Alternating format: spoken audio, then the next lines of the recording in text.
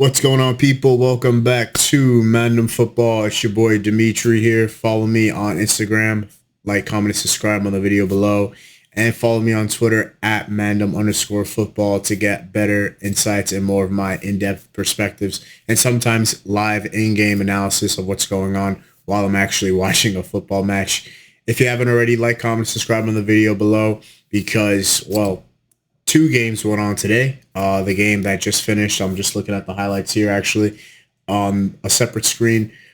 El Clasico, FC Barcelona just defeated not Manchester United, obviously not Real Madrid. That is the El Clasico. They just beat them 5-2 with a devastating performance, even with the man down. They were winning the game up to even 5-1, and Real Madrid just made it 5-2 at around the 70th minute or so, but it was an excellent performance by Barcelona.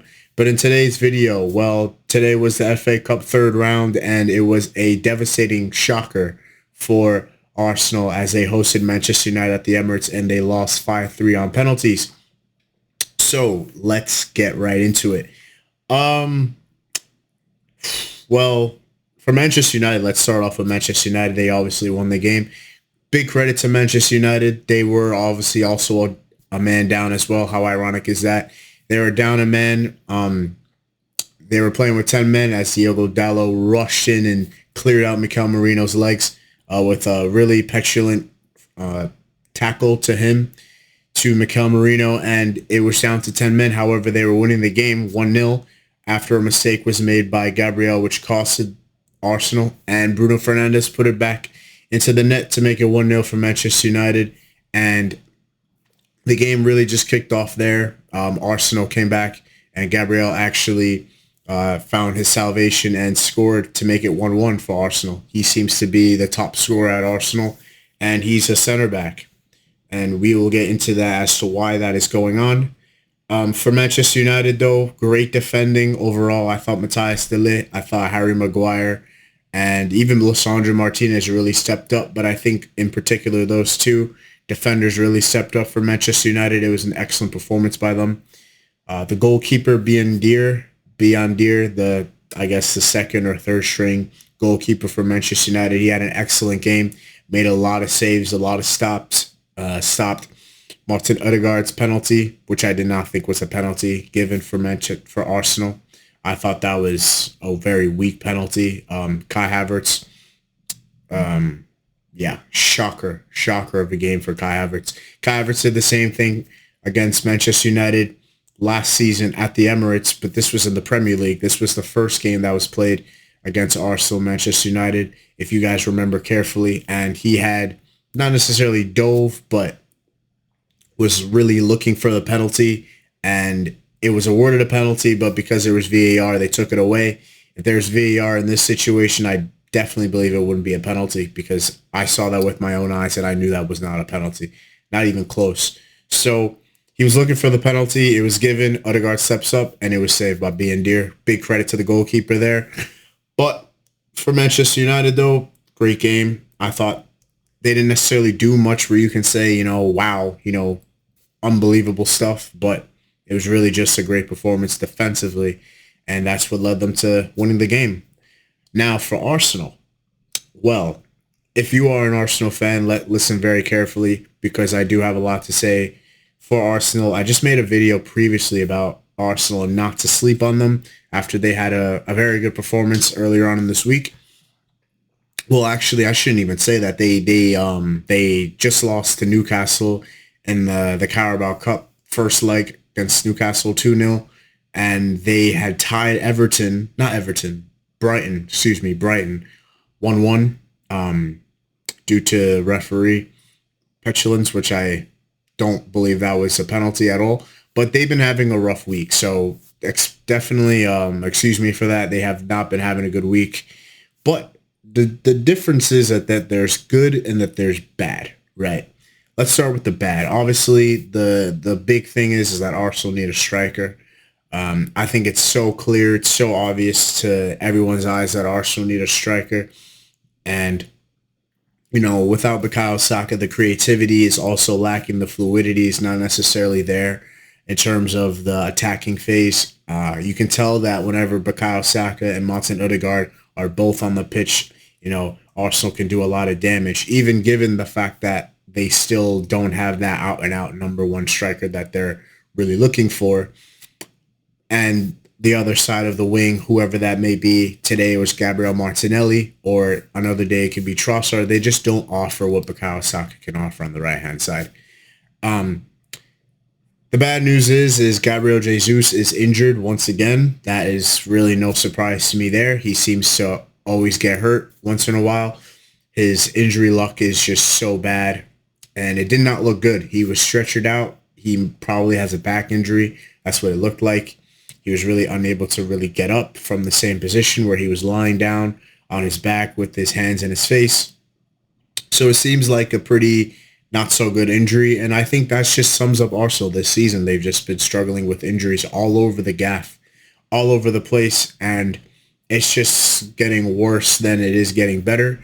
And it's just unlucky because Arsenal are a very elite team and they deserve to really be in a better place than they are now. But injuries are part of football, so you can't really say much more about that. But what I will say about Arsenal, though, is watching the game, from an analytic perspective and really looking at it in a very objective sense, I can definitely tell you that, this is a common pattern with Arsenal. I think a lot of fans, especially Arsenal fans alike, are really just looking at the games for what is lacking, which is more of an attacking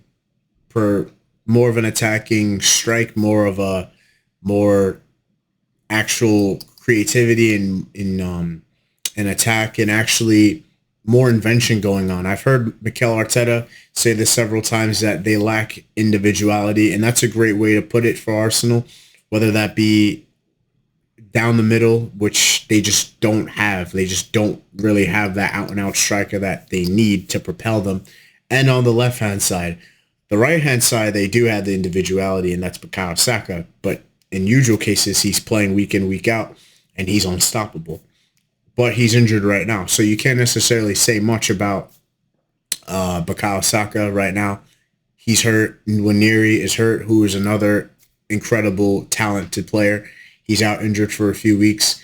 Raheem Sterling, I thought, did a good job. I thought, finally Arsenal, Mikel Arteta is starting to play him, and in these moments, he stepped up. And I think that's going to go over a lot of people's heads because Arsenal didn't get the win today. But if you really watch the game, Raheem Sterling played very well. He was pretty bright today. On the left-hand side, though, Arsenal just don't have that same component of unstoppability and individuality as they do on the right-hand side with Bukayo Saka. They just don't. I can tell you this. Listen, if Arsenal want to get to the next level, they need to have a striker that is a top level, elite level striker. They need to upgrade on Gabriel Martinelli and Trossard. I've been hearing rumors that Trossard actually is thinking of leaving Arsenal, which I think wouldn't be a bad decision for Arsenal overall. He's wasn't the first choice for Mykhailo Mudryk a few years ago. He was a bargain at the time. You could definitely say that he was a bargain. But listen, if Arsenal want to get to the next level and really get to endgame, they have to move on from guys like Trossard and possibly Martinelli as well. I think Martinelli is at best a squad player. He reminds me a lot of guys like Garnacho and Mohamed Kudus and even Anthony Gordon, you can say, Jared Bowen. These are good players, but they're subpar in terms of what they offer in attacking phases. They are elite in certain moments. They'll show their moments of, superb ability, but is that superb ability consistent? Is that superb ability something you're going to see week in, week out? Absolutely not. And we see that with Garnacho, Mohamed Kudus, Jared Bowen, Anthony Gordon. We see that a lot. And Gabriel Martinelli is one of those players that's going to be in that bracket. Amad Diallo is going to be in that bracket as well. So I think they have to move on from Gabriel Martinelli.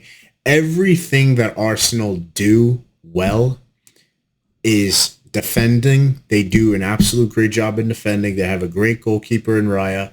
They have a great midfield structured out, great midfield that can do what they can, but it's just the attack that Arsenal is lacking. But what I will say, though, is the good thing for Arsenal, which people are really starting to forget, is that they control the game so well. They remind me, Arsenal, they remind me of the old Manchester City. They remind me of the Manchester City where Pep Guardiola had to deal with the likes of Sergio Aguero towards the end of his tenure, Raheem Sterling at the time, Gabriel Jesus at the time, a younger Phil Foden at the time, and Leroy Sané on the left-hand side. You know, and also Bernardo Silva was there, kind of mixing in between attack and the midfield. But my point is that, like, these guys, when I look at guys like Gabriel Jesus and Raheem Sterling and Leroy Sané, like, they're not guys that are ruthless. They're not ruthless. They're not devastating. They're not clinical strikers or attackers. These are guys that will enable you to keep more control of the ball. And if the moment is there and they score, then they score. But these are not guys that you have to rely on week in, week out. You know, when I talk about guys that you rely on week in, week out, you know, I'm talking about guys like Erling Haaland, right? I'm talking about guys like Mohamed Salah. I'm talking about guys like Robert Lewandowski, Victor Gyökeres. I'm talking about guys that will give you a shift and that will score goals if they are in the box. That's what makes guys elite. That's what makes players best players in the world. That's what makes players world class. That's what makes players the fox in the box striker. When I think of a fox in the box striker, I think of Dominic Solanke at Tottenham Hotspur. When I think of fox in the box striker, I think of guys like Erling Haaland. When I think of fox in the box strikers, I think of Alexander Isak, who is starting to really become a player of his own. Right? Those are the players that I'm thinking about. But when I look at Arsenal, do Arsenal have a player like that? No. Is Kai Havertz a great player? Yes. But is he a striker? No. He is a multi-tool player. He is a player that can do, he is a jack of all trades player. I'll say it again. He is a jack of all trades player. He's a player that can play in the midfield. He's a player that can play as an attacking midfielder. He's a player that can play as a striker. He's a player that could, you know, be kind of like a shadow striker. He reminds me a lot of Thomas Müller at Bayern and for Germany, right? They rely on the movement. They rely on the actual movement and where the ball is going and being in that space and really attacking that space and really getting there at the right place at the right time, which sounds a lot like a striker, but just take away the consistent and reliable goal scoring prowess from that. And you get basically what I'm just saying before. You get a player that's just not elite in that position. And that's a jack of all trades, right? It's fantastic to have a player like Kai Havertz or a player like Thomas Müller in your system or in your team. But, you know, you have to remember that these are players that are not going to deliver week in, week out if they continue to play in that position. They are a versatile multi-tool. We saw the same thing with Thomas Müller. The difference is that Thomas Müller did it at the highest stages of his career, in the highest competitions, in the World Cup with Germany, in Bayern, in the Champions League, in the Bundesliga, year in, year out. That is what Thomas Müller was known for, and that's what Kai Havertz is known for. And he's getting criticism for not putting away the chances that he had today, and I agree with that. But I'm not surprised about it because that is not the guy that Arsenal need that are going to propel them into the right direction. It's just that simple. And once Arsenal simply get the player that's going to do that, or even get the players, I should say, that are going to be able to do that on the left and the striker, or even someone for Saka, then that's when we're going to see the best of Arsenal. And that's when Arsenal's potential is going to be reached. And that's when Arsenal are really going to win the trophies. Because I know that I've seen a lot of great teams over the years, and I've never seen a team as elite as Arsenal really not win anything, right? They are elite. Don't even get me. Don't even try to tell me that they're not. Don't tell me that Mikel Arteta needs to go. Don't tell me that the players at Arsenal aren't good enough. They clearly are good enough. Their expected goals today was over 3. Yes, they played against a team that was a man down, but that's the consistent pattern with Arsenal over the past few games. Against Newcastle, against Fulham, against Everton, against Brighton, against who else did they play? Monaco again. I mean, against so many teams that they've played, they just don't have a striker, and that's given that Bukayo Saka was on the pitch. Now that Bukayo Saka is not on the pitch, they've still been able to get opportunities, but just don't have a guy that can put it away. And that's why I'm saying again and again and again, the moment that Arsenal sign a Victor Gyökeres, the moment Arsenal sign a Benjamin Sesko, the moment Arsenal sign an Alexander Isak, a Nico Williams, a Kavicka Kvaratskhelia, it doesn't seem like he's going to Arsenal. It seems like he's actually going to go to PSG. Liverpool are in for him right now. The moment they sign a Rafael Leao, right? These are all players that, Arsenal can sign. There's also word of Bradley Barcolo at PSG. I think I got his name wrong, but they're calling him the next coming of Mbappe, right? There are players out there that Arsenal can definitely sign. Don't tell me that they can't do that either.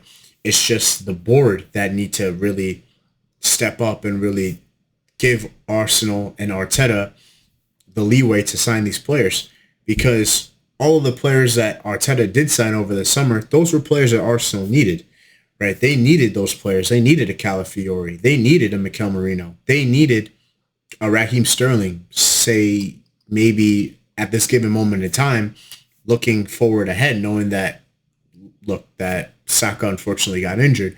But now that they have Sterling out there, then that's an option, right? So it's not as if like Calafiori is not good enough or Merino is not good enough. They are good enough. You can sign as many players as you want, Arsenal fans. You can sign as many players as you want. But if you don't get the player that's absolutely needed in order for you guys to propel to the next level, then you're going to suffer from the same thing over and over again. But I will say, though, that Mikel Arteta is a genius and Mikel Arteta is a tactician, because what we have in front of us is a consistent pattern of, well, tactically, they have the best opportunities to win the game due to the amount of control and possession and what they're able to do with the ball and being able to get the ball back as fast as they can and still be able to create the opportunities that's there. It's just putting it in the back of the net because of the fact that they do not have that player or two in order to really do that. Whether that be a player where you give them the ball and everybody gets the hell out of the way, some, Michael Jordan ISO 1995, 1996 NBA Finals type crap, or let's just say type shit. You know what I'm saying? Like, it's not one of those situations, but if Arsenal did have a player like that, say Nico Williams or a Rafael Leao or Victor Gyökeres, Isak, any of these guys, oh, hell yeah. Arsenal are going to be insane. If Arsenal had a player where, Martin Odegaard, all he has to do is just look to his right and just play with his left foot and through on goal, like we did see today with Martinelli, however, he was offsides, right? It's endgame. It's over. Arsenal are going to win as many things as they want because of what they're able to do prior and everything they're able to do with the ball and everything they're able to do without the ball, right? They dominate and they control every phase of play besides the attack and besides putting the ball into the back of the net week in, week out, because they simply don't have the player profiles to do so. And anybody that knows football, anybody that watches football, anybody that understands what Mikel Arteta is trying to put out there for his team based on what he doesn't have as of right now will show you that he really is a great manager. You just need to back him, and the board and the Arsenal Football Club in general have to back this guy because he is the guy that's going to take Arsenal to the next level. It's just a matter of time till he gets the blank checkbook and he's able to actually get those players through. Now that Edu's gone and he's actually able to take more control of what's going on in this transfer window and possibly in the summer transfer window, he will be the one that really says, this is the guy I want, this is the guy I'm going to get, and it's simple as that. So we'll see what happens. Arsenal play Spurs later this week on Wednesday, which is going to be a massive game, and I expect certain things to go down. I'm not going to say exactly what it is, but I will definitely have a video for that in the near future. So with that being said, ladies and gentlemen, please have a great Sunday. Enjoy your week, and I will see y'all in the next one. Like, comment, and subscribe. Peace.